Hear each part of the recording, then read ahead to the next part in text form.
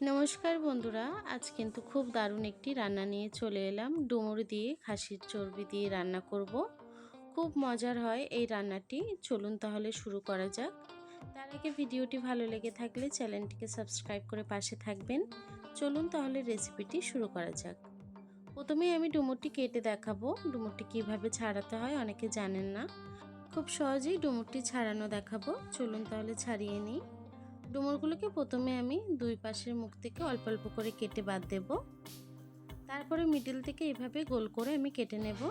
ভিতরে দেখুন বীজে ভরা, এই বীজগুলো আমাদের ফেলতে হবে। এই বীজগুলো কিন্তু খাওয়া যায় না। এই বীজগুলোর জন্য কিন্তু তরকারিটি খারাপ হয়ে যায়। আমি এমন একটি কুড়ুনির মাথা দিয়ে খুব সুন্দর করে বীজগুলি ছাড়িয়ে নেব।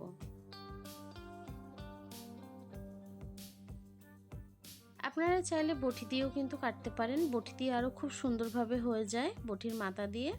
দেখুন এভাবেই বীজগুলি আমি ফেলে নেব।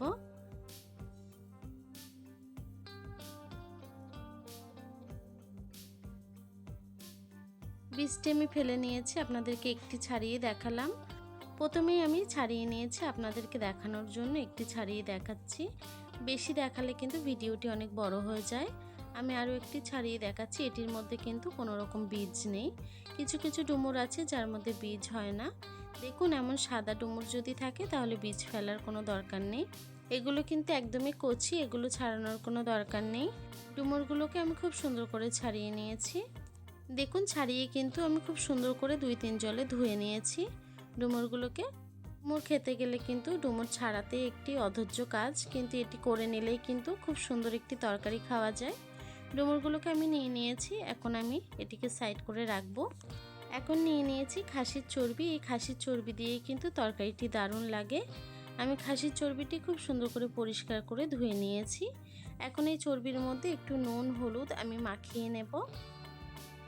দিয়ে দেবো সামান্য একটু হলুদ গুঁড়ো, দিয়ে দেবো সামান্য একটু নুন, দিয়ে আমি সুন্দর করে মাখিয়ে নেব।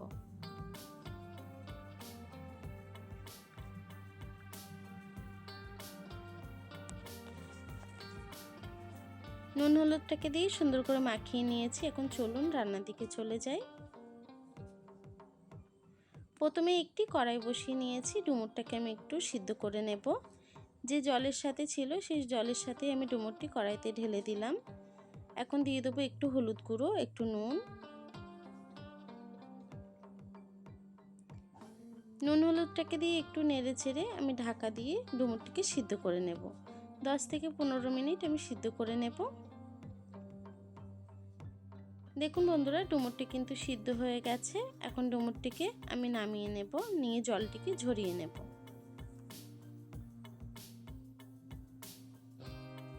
আরও একটি কড়াই আমি বসিয়ে নিলাম।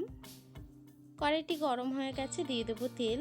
আপনারা চাইলে সরষের তেলেও রান্নাটি করতে পারেন। এখন এই তেলের মধ্যে আমি আলুটিকে ভেজে নেব। আলুগুলোকে একটু ডুমো ডুমো করে কেটে নিয়েছি।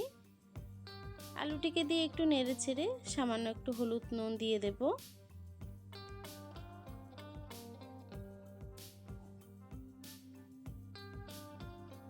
নুন হলুদটাকে দিয়ে আলুটিকে খুব ভালোভাবে ভেজে নেব। আলুটি কিন্তু ভাজা হয়ে গেছে, এখন নামিয়ে নেব।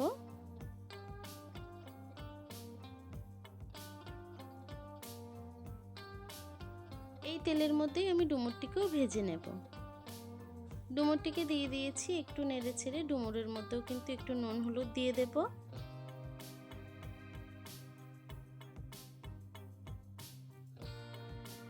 নুন হলুদটাকে দিয়ে ডুমুরটিকেও কিছুক্ষণ ভেজে নেব। দেখুন বন্ধুরা ডুমুরটি কিন্তু ভাজা হয়ে গেছে, ডুমুরটিকেও আমি নামিয়ে নেব।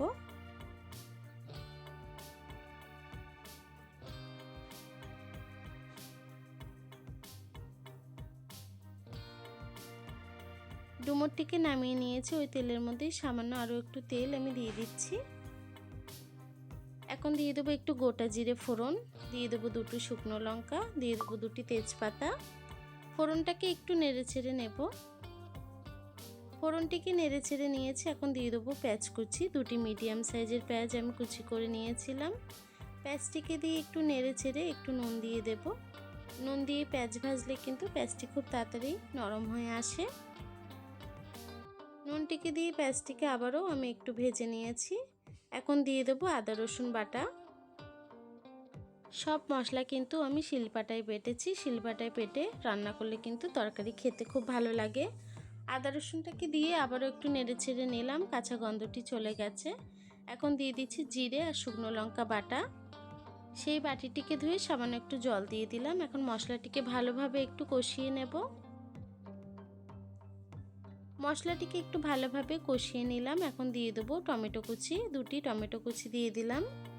টমেটোটাকে দিয়েও একটু নেড়ে ছেড়ে আমি দিয়ে দেবো হলুদ গুঁড়ো, যেহেতু নুনটি আমি আগে থেকেই দিয়েছিলাম পেঁয়াজের মধ্যে।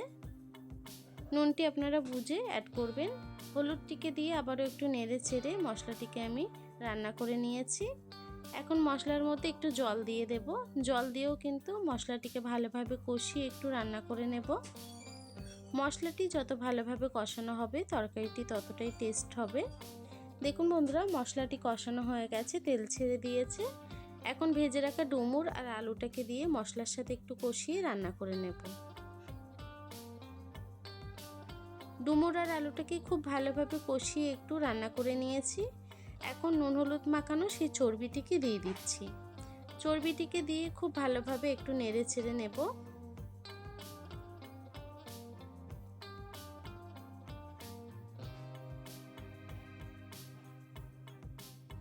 চর্বিটিকে দিয়ে খুব ভালোভাবে একটু নেড়ে ছেড়ে নিয়েছি। এখন ঢাকা দিয়ে কিছুক্ষণ রান্না হতে দেব।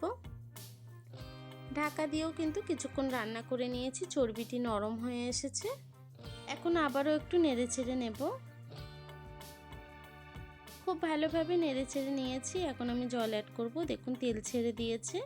এখন অল্প করে একটু জল আমি অ্যাড করব।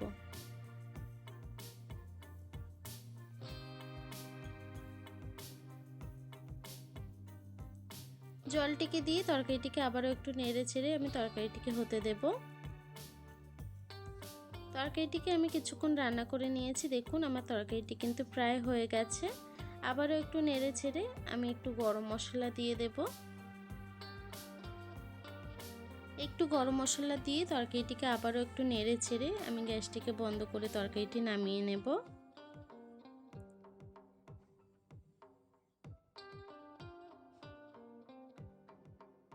দেখুন বন্ধুরা, তরকারিটি কিন্তু হয়ে গেছে। এখন নামিয়ে নিচ্ছি। তরকারিটি কিন্তু খুব সুন্দর লাগে ডুমুর দিয়ে খাসির চর্বি, আপনারা অবশ্যই ট্রাই করবেন। দেখুন বন্ধুরা, তরকারিটি আমার হয়ে গেছে। আপনাদের এই সিম্পল রেসিপিটি কেমন লেগেছে কমেন্ট বক্সে জানাতে ভুলবেন না। রেসিপিটি ভালো লেগে থাকলে চ্যানেলটিকে সাবস্ক্রাইব করে পাশে থাকবেন। আর এতক্ষণ ধরে ভিডিওটি দেখার জন্য আপনাদেরকে অসংখ্য ধন্যবাদ।